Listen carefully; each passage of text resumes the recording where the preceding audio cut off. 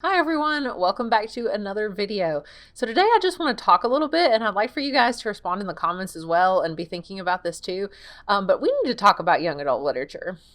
So here's the deal. As a librarian, I'm a high school librarian, I have to read a lot of young adult literature, or at least preview it. But I have noticed in the last couple years or so, I can't hardly make it through most of the young adult books I start. I'll read 100, 150 pages, sometimes half the book, and I realize I just don't care about anything that's happening, or the characters, or the world, and I stop. So my question is, what is happening to young adult literature? Why has it been going so downhill? And what is the future of this genre? So let's start back at the beginning. So Harry Potter was one of the first really true young adult books that came out. It was amazing. The genre took off, right? Because of the popularity. Then you had Twilight, also super popular. Books weren't written for that age group in the past. So, kids, young people loved it. I loved Twilight even in college. Now I don't. But, at college age me, I really enjoyed it. Then we had things like The Hunger Games, which sparked just this whole, dystopian fiction young adult genre. And then now we just get young adult books all the time. We have an entire library full of them, primarily young adult books. So I've noticed the quality, though, has gone downhill over the years. So obviously there are a lot of books, adult books and everything, that aren't going to be to someone's taste or not be very good. But I feel like more young adult books fit that category than the good ones. Like, the percentage of good young adult to bad young adult is not the right ratio compared to all other genres of books. So, and it's just really bumming me out, basically, because as a high school librarian, I do have to read a lot of these, and I just am not enjoying it. And at first I thought it was me. I was like, okay, am I just not into young adult stuff anymore? But I don't think that that's the case, because I look at Goodreads reviews, and a lot of people agree with me on pretty much everything that I think about some of these books. So I'll give you some examples. I've read some books recently that the plot sounds amazing. Like the back cover, you're just like, oh my gosh, this sounds wonderful. Like one of the books I just started reading was called Timekeeper. Okay, it's set in this alternate world, like a Victorian London. First of all, I love Victorian England. That sounds awesome. But it's an alternate version where time is sort of controlled by these mechanics who operate these clock towers. And without the clock towers, or if they don't work properly, a town can literally be stopped, like in capital letters, stopped, which means that time stops in their town and no one moves. But there can be more minor problems. If something's wrong with the clock, let's say one of the hands of the clock is messed up, then time could skip forward in the town or go really slowly until a mechanic who is able to sort of sense the fabric of time can come and fix it. That sounds awesome, right? That sounds so cool. It's sort of steampunky. There's a lot of gears and things like that it makes you think of. That's what's on the front cover. And yet, when I actually started reading it, it was okay, one, the Victorian England setting doesn't seem even important to the novel at all. It could be set whenever and wherever. There's no atmosphere at all. Two, the characters are boring. I don't care about their lives at all. I'm not attached to them. They're just words on a piece of paper. They're not three-dimensional to me. They're not very round characters. And then the plot itself, you would think I told you the gist of it there, but then the actual plot is so slow moving. I made it to about halfway through and I was like, I can't even find the plot at this point. It's just about one little tiny thing happening. Maybe I just like multiple plots happening at the same time. I don't know. But that was my major issue with some of these books lately, is I don't care about the characters, the setting, whatever. There's no mood or anything like that. And the plot itself sometimes is so slow, like that book, The Beautiful by Renee Ahdieh. That was so slow moving that I had trouble reading it. I stopped. How is a young adult who usually has a much shorter attention span even, that's not going to be likely to power through like I might be? I might say, well, for my job, I'm going to have to power through this, but they're not going to want to do that. So I don't know how some of these books appeal to young adults. And it's no wonder that young adults don't like reading them. That's my other big concern, is that this is going to turn people off of reading. Because young adults, a lot of them don't like reading anyway. It's like pulling teeth sometimes to get kids to check out books in the library. A lot of times they're forced to just for their classes. So if they only check out a few books a year or whatever, then they're reading the ones that are not good They're going to think that this is what reading is. And then no wonder they're going to be turned off of it. I was lucky because I read Harry Potter. As you saw in my last video, it's one of the books that changed my life. I read Harry Potter. I loved it. It was amazing. And of course, it's going to be a classic.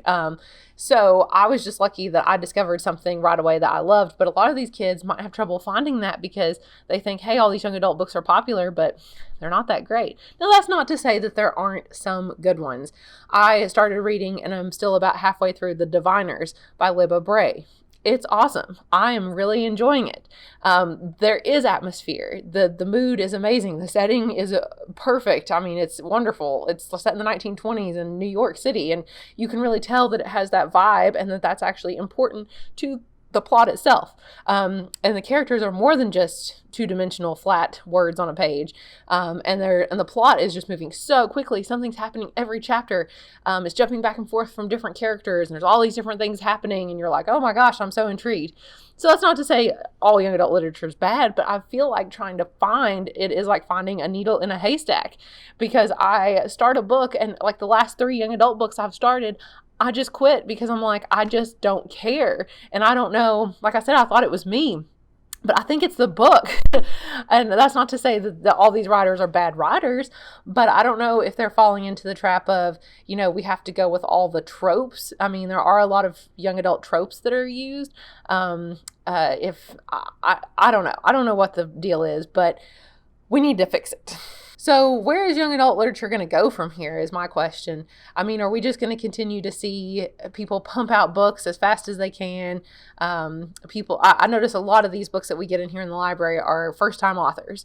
So is it going to be that, people anybody can write a book nowadays? Anybody can write a young adult book. I wrote a young adult book in college. It wasn't good. I'm not ever going to have that published. I don't really even want people to read that. It would have to have a lot of work, but anyway, that's another story for another day. But is it that everybody's just going to be published, and people just, the publishers, is it something about the publishers? Are they thinking, hey, if we know young adults are a big audience right now, if we have a current topic that we can just publish something about, then boom, we're done. A good example of that might be the book Ghost Boys. It's more of a middle school level book, but I thought that even though it tried to tackle big issues, it just wasn't a good book. So publishers don't have to publish these things just because it's like, well, this is an important issue, or we think kids will be interested in this topic, so therefore we're going to publish it. But it's like not even good. Like vampires, for instance, the publishers are probably like, yeah, kids are ready for vampires again. We'll publish this Renee audio book right here because it's about vampires. But it's terrible. Like, don't even try to read it. It was like one of the worst books ever. So I don't know what's happening. And then now there's this whole new adult category. But the problem with new adult is it was supposed to be a transition from young adult into adult. So kind of like college age kids. But the problem was it became mostly all romance. And so you're just like, well, what if I don't want to read romance, but I want to read something that's kind of more in between young adult and adult, then, well, you're out of luck pretty much. Which is why I keep going back to my same old favorites, I think. I try these new books and I just get disheartened because, I make it halfway and I quit, and then I start the next one. I make it halfway and I quit, and then I get into a reading slump. And like right now, it's honestly hard for me to pick up a book right now because I haven't been reading good ones. And it's just, I don't even want to read because I'm not enjoying any of these things I am reading. It's like I'm forcing myself to do it. Now, as a librarian, it is good for my job because I know what the book is about and I know who I can recommend it to. Like, hey, if you're looking for this kind of book, oh, okay, I've gotten to know you now. I know that you would like this book right here because I've read some of it and I know what it's about. Because reading the back cover is one thing, but I feel like I can really get to know the book and I can really pinpoint like, okay, this kid would like this book based on their personality or what they're going through or whatever. So it is helpful for that reason. But just in general though, as a reader, I don't know what to do. So I guess I'm going to go back to my old favorites. That's what I keep doing. I go back to Anne Rice all the time. I go back to Game of Thrones. I go back to the Dresden Files, even Harry Potter. I just reread my same favorite books over and over. I'm back to Anne Rice. I'm about ready to start some of the newest Lestat books again because I've only read them once each, because I just know I can trust them. That's another thing. It's hard when I start a new book and a new author sorry, I know I'm just rambling and jumping all these different subjects, but it is hard when I start a new book because I have to decide. It's like I'm not just reading it for fun. The whole time I'm thinking, do I enjoy this? Am I going to trust this author? Is this actually good? But when I read something I already know I like Anne Rice, I can be like, oh, I know I like this. I'm just going to enjoy it. I'm just going to read it slowly and just enjoy. And I read this really neat article about 30 ways that you should DNF a book, like you should not do not finish it.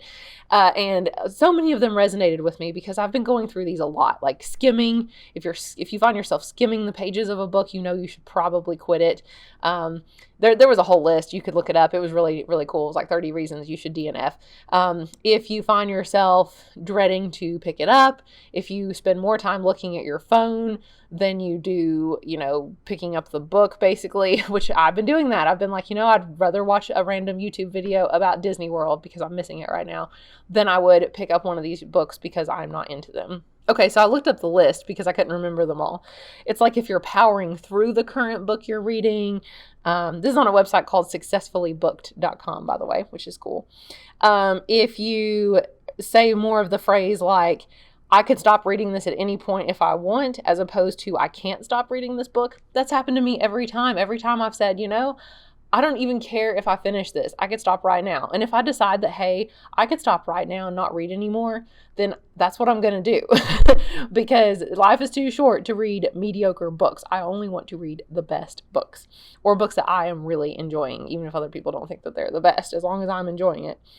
If you use the words mediocre, okay, all right, or not bad to describe your current reading experience. If you're more than 100 pages in and you're not experiencing the one more chapter syndrome, I really like that. So if you read 100 pages and you're not like saying, oh my gosh, just, okay, one more chapter and then I'll go to bed, or one more chapter and then I'll stop and go do the dishes or whatever. But if you are not saying that and you could just quit whenever, then that's probably not a great sign. If you're even questioning whether you should DNF this, like if I'm reading this list right now on my phone, then I probably know that it's a book I should just put down and give up. Anyway, so what do you guys think? Have you guys been in a reading slump? Is this a slump? Is just the state of young adult literature right now that there's just so many books that are just not good? The characters are flat. The plot is boring and slow moving, even though the premise might sound really good. The back of the book always gets me, but then I'm so disappointed once I actually start it. The setting just doesn't matter. There's no atmosphere. There's no mood. And I'm like, I have no reason to continue reading this. Sometimes it might be one reason. It might be like, well, okay, there's a mystery and I just want to see the ending of it. I still don't care about the characters or the setting or anything else, but I just want to see who did it or whatever. But for the most part, it seems like it's usually a combination of all of these factors that lead to these poorly executed books. Like there were such good ideas in theory, and then, they're just not very good. So I don't know. I feel bad, like I said, for kids that are reading these, because if I'm not enjoying them and I'm just trying to power through, I can't imagine how they could enjoy them as well. So it's going to be hard for me to recommend some of these books to our kids that come to the library when I know that they're not good and they're not going to enjoy them. I think my next goal, though, for the future moving forward, I will try to read some of the books that are very popular in the library. I know I did a video even about the most popular books that we've checked out the last year. And if I can read those, maybe I can see what kids actually do like. Clearly, they like those things. So I can see what are other books that are similar, what are the characteristics that are making these actually good, and try to find more good young adult literature, and maybe steer some kids more towards adult literature. As I said in my last video, I read Anne Rice, Interview with the Vampire, when I was in 9th grade. Not that everybody should do that, but, I immediately started kind of reading adult literature because there wasn't young adult literature back then. I went straight from Harry Potter to Anne Rice, and classics and things. But so I do have a lot of kids who are like that in our library now. So they would rather read adult literature than young adult. And we need to provide more of that in our library for sure. It's very young adult focused because obviously that's what they usually check out. But I think if we give them more options of like those Alex Award winning books I've talked about before, they are adult books that also appeal to young adults. And so books like that could help them transition more, and that are just better. I think I'll have to read more reviews before I just buy some of these books because they're popular or whatever, because they're just not good. So anyway, hopefully I'll get out of my reading slump. Maybe I'll find some redeeming young adult books. It happens every now and then, like The Diviners has been really good. So it does happen. It can happen. I can hopefully find some good young adult literature, and maybe it's not all bad. Anyway, tell me your guys' thoughts, and thanks for listening to me ramble for a little bit about the state of young adult literature and my thoughts on it. So, all right, I will talk to you guys later. Bye.